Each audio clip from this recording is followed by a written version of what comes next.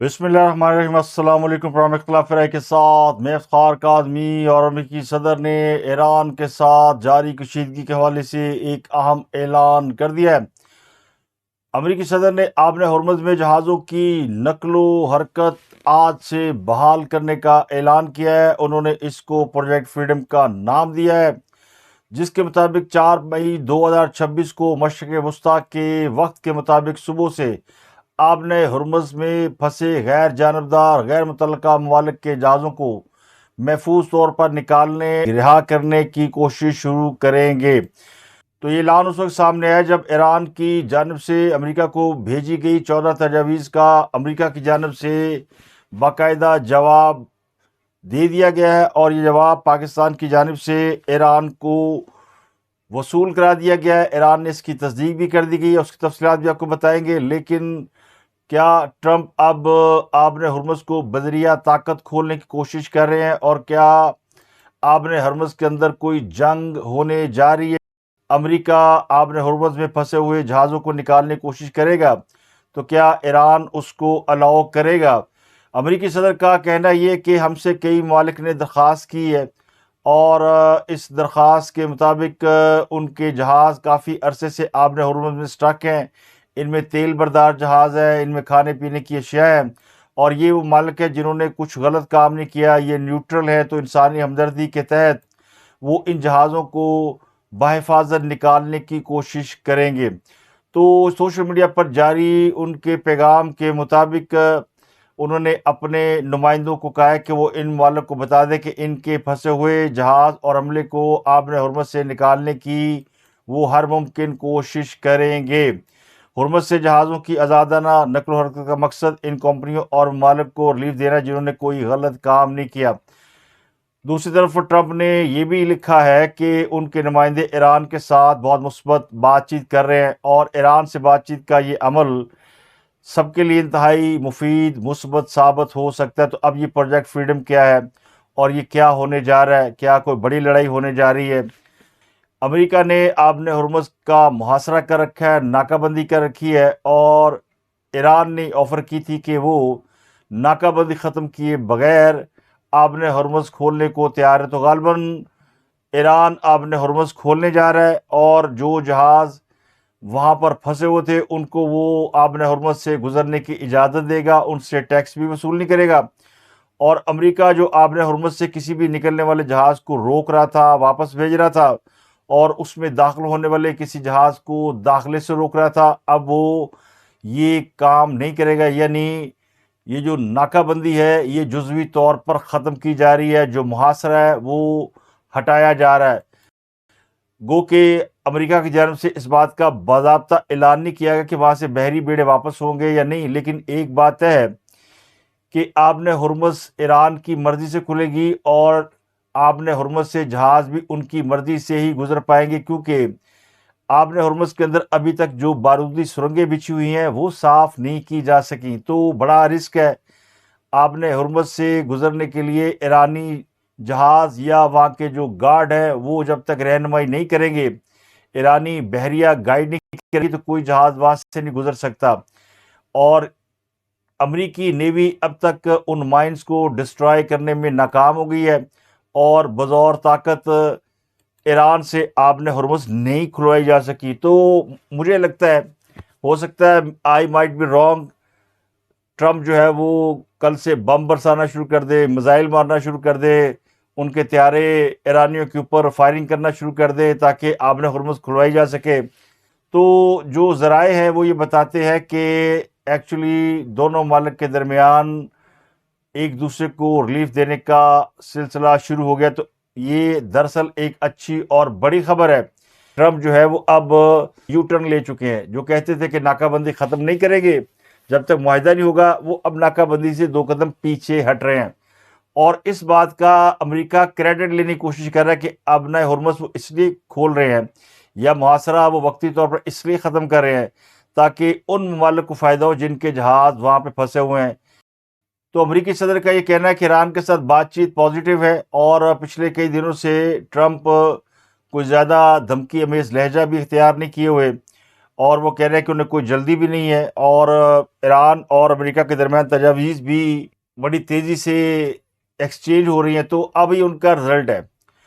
سعودی عرب نے بھی امریکہ پر یہ زور دیا تھا کہ وہ ناکہ بندی ختم کرے اور ایران کے ساتھ بات چیت کرے۔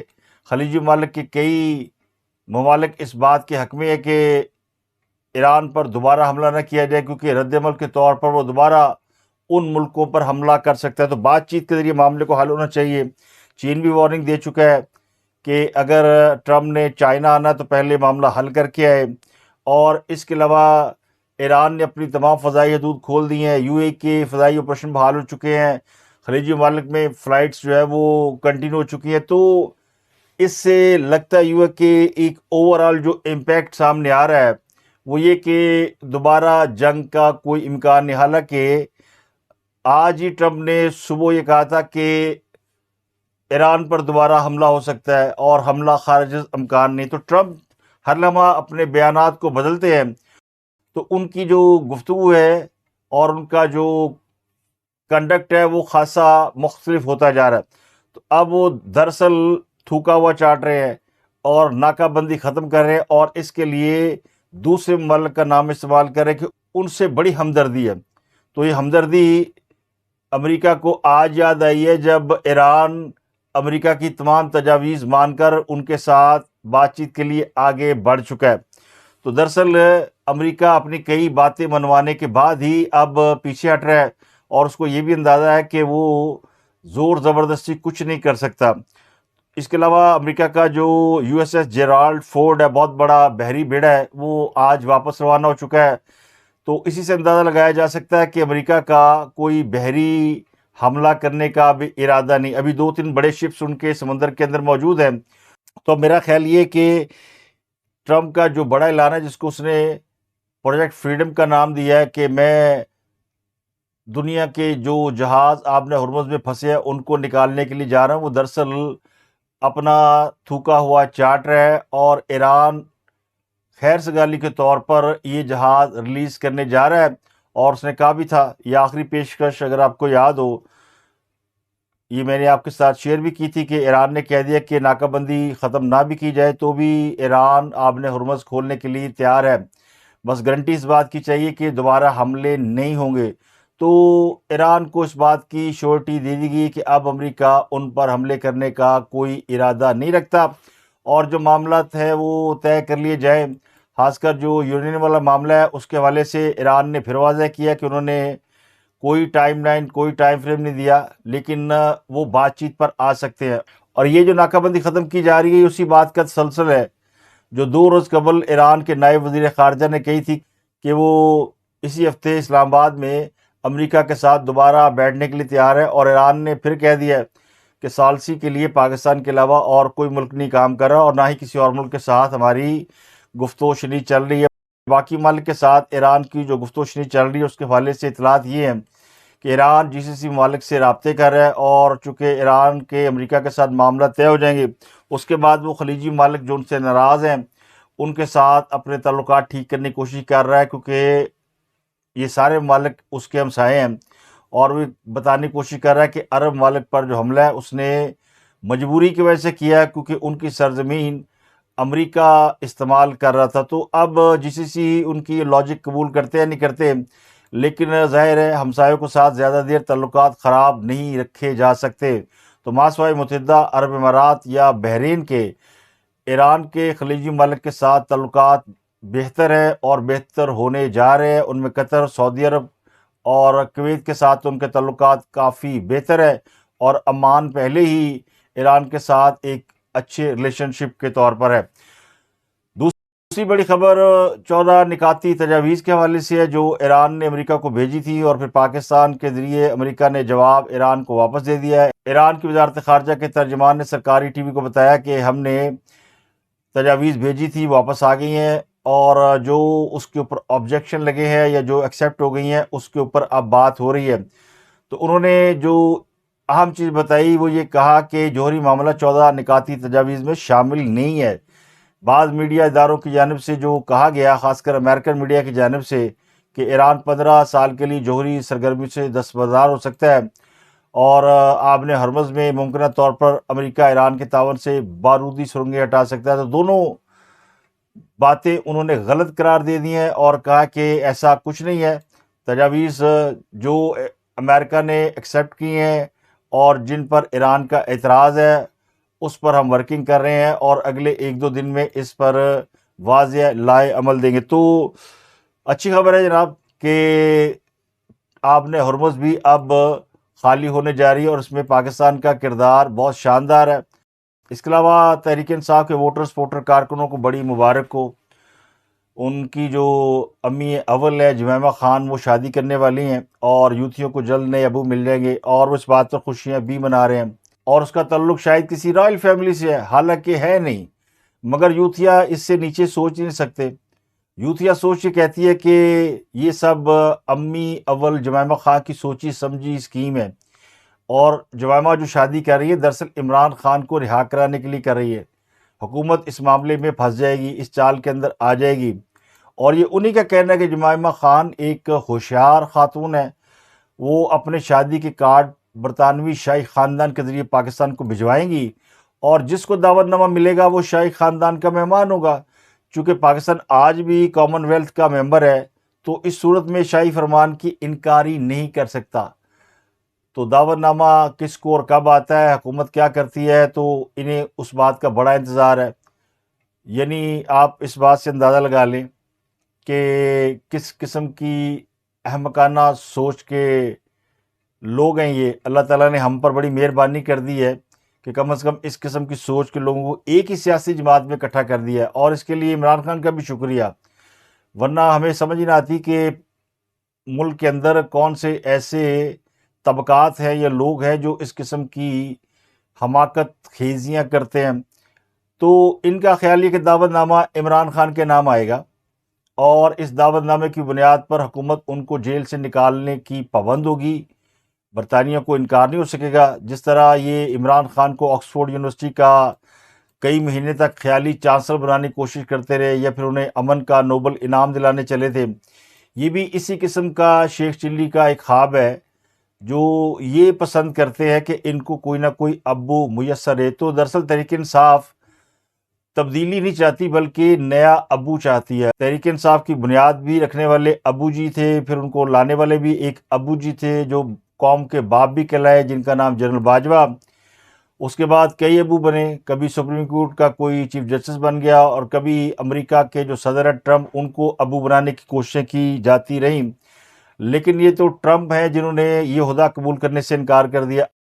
اب جمائمہ خان شادی کر رہی ہیں، 52 سال ان کی عمر ہے اور 60 سال یا 62 سال کے صاحب ہیں جن سے وہ شادی کر رہی ہیں. برطانوی اخبار ڈیلی میل نے اس کو رپورٹ کیا ہے اور بتایا کہ برطانوی سرمایہ کار کیمرون اوریلی ان کے ساتھ جمائمہ کی منگنی ہو رہی ہے. ارب پتی بزنس مین ہیں اور 62 سالہ آئرش آسٹریلوی ارب پتی سرمایہ کار کیمرون اوریلی اور جمائمہ خان یہ کافی دنوں سے ایک ساتھ کسی جگہ پر وقت گزار رہے ہیں. یعنی اب انہوں نے فیصلہ کیا کہ کافی وقت ہم نے بغیر شادی کے گزار لیا تو اب منگنی کر لی جائے، پھر شادی بھی کر لیں گے. ذرائع کہتے ہیں کہ جمائمہ اور کیمرون اوریلی کی پہلی ملاقات پیشہ ورانہ دلچسپی یعنی ڈاکومنٹری فلم سازی کے دوران ہوئی. یہ دوستی جلد ہی محبت میں بدل گئی اور گزشتہ 12 ماہ سے یہ جوڑا ایک دوسرے کے ساتھ ہے. لیکن انہوں نے اپنے رشتے کو میڈیا کی نظروں سے مکمل طور پر پوشیدہ رکھا ہے. کیمرون اوریلی کافی مالدار آدمی ہے. ان کے والد سر اے اوریلی میڈیا ٹائکون ہے اور وہ رگبی کے بہت بڑے کھلاڑی بھی رہے ہیں اور انہوں نے اپنی دولت کا بڑا حصہ سمارٹ میٹر کی صنعت سے بنایا. 2011 میں انہوں نے اپنی کمپنی لینڈس پلس کو $2.3 بلین میں فروخت کر کے عالمی سطح پر شہرت حاصل کی تھی. تو جوڑا جو ہے وہ سوئٹزرلینڈ اور ویسٹ لندن کے درمیان وقت گزارا ہے. یعنی ویسٹ لندن جہاں جمائمہ رہتی ہے اور سوئٹزرلینڈ جہاں پر ان کا ایک گھر بھی ہے. جمائمہ 1995 میں عمران خان کی اہلیہ بنی تھی. 9 سال ان کی شادی رہی، پھر طلاق ہو گئی اور ان کے 2 بیٹے سلیمان اور قاسم ہیں. طلاق کے باوجود جمائمہ کا ایک تعلق عمران خان سے ہمیشہ رہا ہے اور وقتاً فوقتاً جب بھی انہیں موقع ملا یعنی ان کے کافی سارے بوائے فرینڈ رہے ہیں، اور جب کبھی کوئی بوائے فرینڈ نہیں ہوتا تو انہیں سابقہ شوہر کی یاد بھی آتی ہے، جو ان کے 2 بچوں سلیمان اور قاسم کے والد ہیں، اور پھر ان کے پاس ایک اور بچی بھی جو کہ عمران خان کی ایک سابقہ محبوبہ سے پیدا ہوئیں۔ ان کو اون کر رکھا ہے جمیمہ خان نے، جن کا نام ٹیرین وائٹ ہے، اور عمران خان ان کو اپنی بیٹی نہیں مانتے، لیکن جمائمہ نے ان کو عمران خان کی بیٹی تسلیم کر کے اپنے پاس رکھا ہوا ہے۔ لیکن اس دوران جمائمہ خان جو ہے وہ کئی لوگوں کے ساتھ ان کا نام آیا ہے، جن میں معروف برطانوی اداکار ہیو گرانٹ بھی شامل ہے، اور ہیو گرانٹ اور ان کی عمر میں کافی فرق ہے۔ ہیو گرانٹ آج کل کافی بوڑھے ہو گئے ہیں، کچھ عرصہ پہلے وہ جوان تھے، لیکن اب 70-72 سال یا پلس ہو گئے ہیں۔ پہلے 60 سال کے تھے تو جمائمہ کے ساتھ گھومتے پھرتے تھے، کافی وقت گزار چکے ہیں۔ اس کے علاوہ کامیڈین رسل برانڈ کے ساتھ بھی ان کا ہائی پروفائل رومانس رہا ہے۔ نیو یارک کے جو نمائندے ہیں لیوک جانکلو اور دی کراؤن مصنف کے پیٹر مورگن سے بھی ان کے تعلقات رہے ہیں۔ یہ ساری جو اطلاعات ہیں یہ برطانوی اخبارات میں شائع ہو چکی ہیں۔ اب بات کرتے ہیں کانسٹیٹیوشنل ایونیو کا تنازع پورے ملک میں پھیلا ہوا ہے، اور یہ وہ جگہ ہے جہاں پر بڑے بڑے سیاستدانوں، ججوں، بیوروکریٹس، ملکی ایلیٹ اور کرپٹ اشرافیہ کے نام آتے ہیں۔ ایک غیر قانونی بلڈنگ جہاں پر فلیٹ تحفے میں اور سستے داموں دیے گئے، بڑے بڑے معززین کے نام ہیں، یعنی 1 ارب کا فلیٹ کسی کو 1 کروڑ میں، کسی کو 2 کروڑ میں دیا گیا، وہ بھی سیریمونیلی، اور بہت سے لوگوں سے تو پیسے بھی نہیں لیے گئے۔ سابق وزیر اعظم شاہد خان عباسی، جسٹس ناصر الملک ثاقب نثار، اعتزاز احسن اور معروف صحافی ابصار عالم کا نام ہے، اور مسلم لیگ نون کے ایک رہنما خواجہ سعد رفیق کے بارے میں بھی یہ کہا جاتا ہے کہ ان کے بھی 8 فلیٹ ہیں، اور ان کے عوض انہوں نے 8 ارب روپے ادا کیے، یعنی 1 ارب کا 1 فلیٹ ہے۔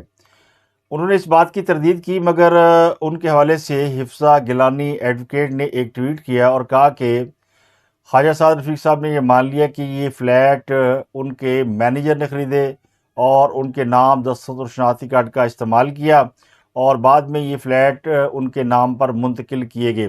خواجہ سعد رفیق کے اپنے سوشل میڈیا اکاؤنٹ پہ اس کی باقاعدہ تردید ہے، لیکن ان کے حوالے سے مجھے لگتا ہے کہ خاص پروپیگنڈا مہم چلائی جا رہی ہے کہ خواجہ صاحب نے فلیٹ خریدے۔ وہ اس بات سے قطعی انکار کر رہے ہیں، اور ویسے بھی خواجہ سعد رفیق کی اپنی بہت شاندار ہاؤسنگ سوسائٹی ہیں، تو ان کو یہ فلیٹ خریدنے کی ضرورت نہیں ہے۔ وہ چاہے تو 8 ارب میں یہ فلیٹ خرید سکتے ہیں، ان کی جو ہاؤسنگ سوسائٹی ہیں وہ اس سے کئی زیادہ مالیت کی ہیں، لیکن پھر بھی وہ اس بات کو تسلیم نہیں کر رہے، اور انہوں نے کہا کہ یہ سب پروپیگنڈا مہم ہے، اور یہ وہ گندے یوتھیے چلا رہے ہیں جو ان کو بدنام کرنا چاہتے ہیں۔ مجھے نہیں پتہ یہ کون خاتون ہے جنہوں نے ان کے نام سے یہ دعویٰ کیا ہے، ان کے اپنے پیج پہ ان کا اپنا کوئی بیان نہیں۔ تو بہت ساری مت، بہت ساری غلط فہمیاں، بہت ساری پروپیگنڈا مہم چل رہی ہے، اور بہت سارے لوگ اس میں ہاتھ صاف کرنے کی کوشش کر رہے ہیں۔ وجہ کیا ہے؟ وجہ یہ ہے کہ بعض لوگوں کا یہ خیال ہے کہ اس سے وہ حکومت اور فوج کی لڑائی کرانے میں کامیاب ہو جائیں گے۔ تو اس تنازع کو لے کے بعض لوگ فوج اور حکومت کے درمیان غلط فہمیاں پیدا کرنے کی کوشش کر رہے ہیں۔ وزیر داخلہ محسن نقوی کا بھی کل ابصار عالم نے نام لیا تھا۔ آج اس حوالے سے جاتی امراء میں ایک اور بڑی اہم میٹنگ ہوئی ہے، جس میں مسلم لیگ نون کی ہائی کمان بیٹھی ہے، اور شہباز شریف صاحب نے نواز شریف کو تمام صورتحال سے آگاہ کیا ہے۔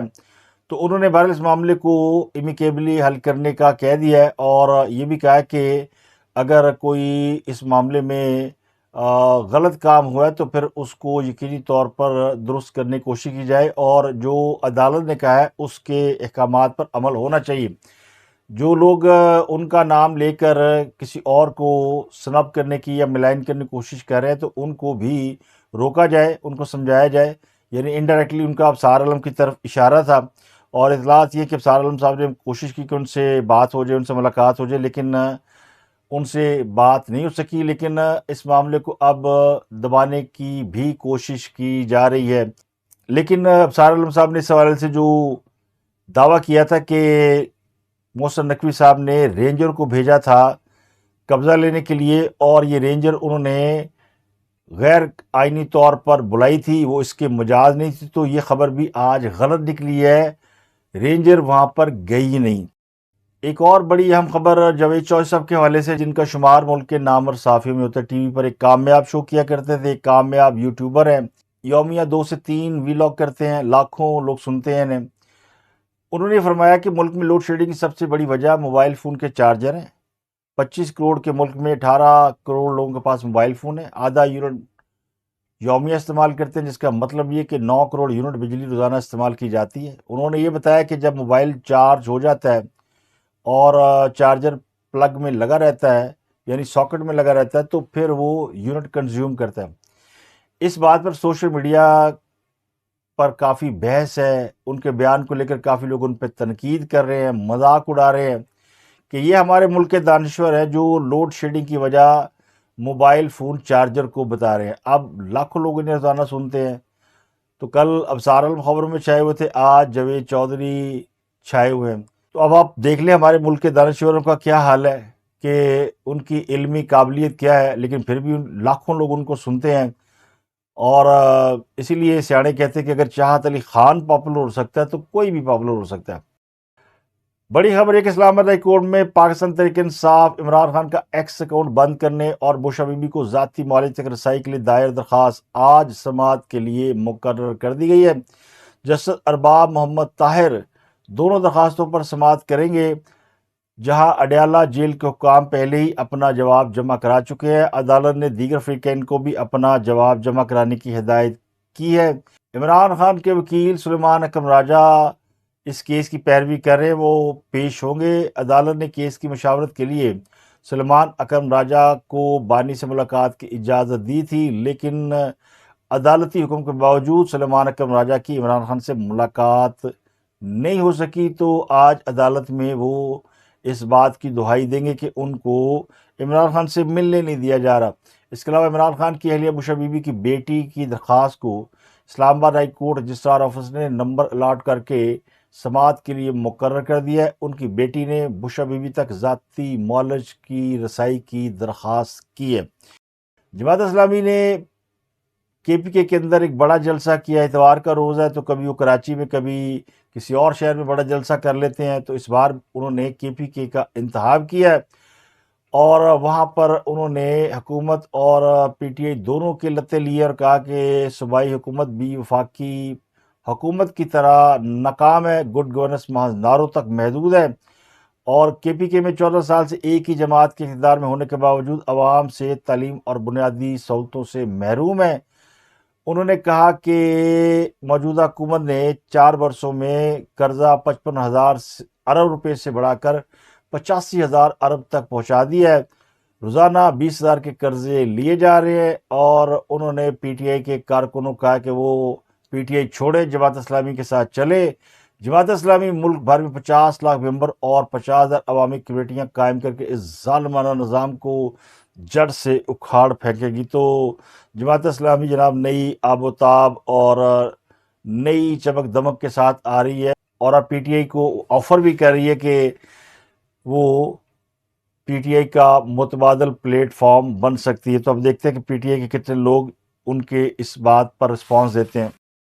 اور کرکٹ کے حوالے سے ایک بڑی اور اہم خبر یہ کہ پی ایس ایل 11 کا فائنل پشاور زلمی نے حیدرآباد کنگز کو شکست دے کر جیت لیا ہے۔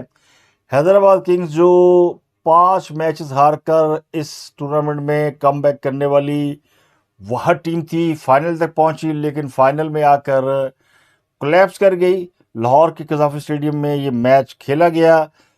پشاور زلمی کے خلاف حیدرآباد کنگز کی بیٹنگ لائن لڑکھڑا گئی اور پوری ٹیم 129 رنز پر آؤٹ ہو گئی۔ تو پشاور زلمی کو مبارک ہو کہ وہ دوسری بار پی ایس ایل کا فائنل جیتنے میں کامیاب ہو گئی ہے۔ پی ایس ایل فائنل جو ہے وہ 32,461 افراد نے اسٹیڈیم میں بیٹھ کر دیکھا، جو پی ایس ایل کی اب تک کی تاریخ میں کسی میچ میں تماشائیوں کو سب سے بڑی تعداد ہے۔ تو پاکستانی کتنے بڑے کرکٹ کے لور ہیں، اس کا اندازہ آپ کو اس بات سے ہو سکتا ہے۔ اور میری اطلاعات کے مطابق آپ نے ہر روز اس وقت بھی 2,000 سے زائد جہاز ہیں، جن پر 20,000 سے زائد عملہ ہے، جو کہ خلیج فارس پرشین گلف میں پھنسا ہوا ہے، اور ان کو آج سے آبِ حرمت سے گزرنے کا راستہ دے دیا جائے گا۔ ایران یہ خیر سگالی طور پر کر رہا ہے، اور دوسری طرف وہ امریکہ سے اس بات کی امید رکھتا ہے کہ وہ بھی خیر سگالی کے جذبات کا مظاہرہ کرے گا، اور غالباً امریکہ اس کے جواب میں ایران پر سے بہت ساری پابندیاں ہٹانے جا رہا ہے، جس کا فیصلہ اگلے چند دنوں میں پاکستان کے دارالحکومت اسلام آباد میں ہوگا۔ تو اب تک کے لیے اتنا ہی، آپ سے ملاقات ہوتی اگلے ویلاگ میں۔ اپنا گرد و نواح کا بہت خیال رکھیے۔